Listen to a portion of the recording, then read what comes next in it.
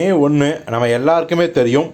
நம்ம ultimate star தலை, ஆசை நாயகன், காதல் மன்னன் அப்படின்னு பல அடைமொழிகளில் அழைக்கப்படுற நம்ம அஜித் குமாரோட பிறந்த நாள் மே 1. உழைப்பாளர் தினம் எல்லாருக்கும் எப்படி ஞாபகம் வருதோ அதே மாதிரி தான் சினிமா ரசிகர்கள் எல்லோருக்கும் ஞாபகம் வர ஒரு பிறந்த நாளாக அஜித்குமாரோட பிறந்தநாள் மாறிடுச்சு.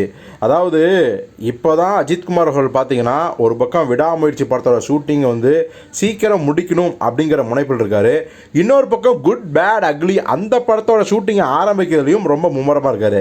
இந்த நேரத்தில் அவருடைய பிறந்தநாளை அவர் சிறப்பாக கொண்டாடுவாரா, அந்த அளவுக்கு அவருடைய மைண்ட் செட் இருக்குமா அப்படின்னு கேட்டால் நிச்சயமாக மற்ற பிறந்தநாளை விட இந்த பிறந்தநாள் ரொம்ப ரொம்ப சந்தோஷத்தில் திளைக்க போகிறாராம் நம்ம அஜித்குமார்கள்.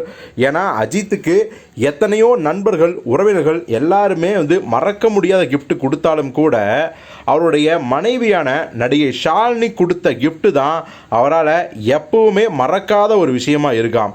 ஆக்சுவலி பார்த்தீங்கன்னா கடந்த ஏப்ரல் 24 தான் அவங்களுக்கான திருமண நாள் வந்துச்சு. இப்போது சரியாக 6 நாட்களில் அஜித்தோட பிறந்தநாள், அதுவும் 53வது பிறந்தநாள்.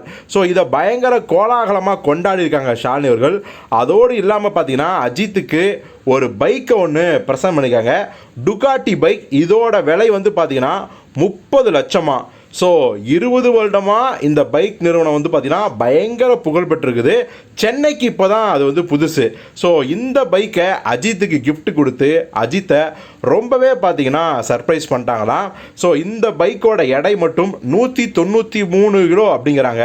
1180 மில்லிமீட்டர் நீளம், 2105 மில்லிமீட்டர் அகலமாக. ஸோ அந்த அளவுக்கு டெக்னாலஜி வந்து இந்த பைக்கில் உட்புகுத்தப்பட்டிருக்குது. சீட்டோட உயரம் மட்டும் 850 மில்லிமீட்டர் அப்படிங்கிறாங்க. ஸோ அஜித் அவர்கள் இந்த பைக்கை ரொம்ப சந்தோஷமாக ஓட்டிகிட்டு இருக்காராம். ஸோ இந்த பிறந்தநாளுக்கு ஷாலினி கொடுத்த இந்த இன்ப அதிர்ச்சி அஜித்துக்கு மேலும் உற்சாகத்தை கொடுத்துருக்கு அப்படின்னு தான் சொல்லணும்.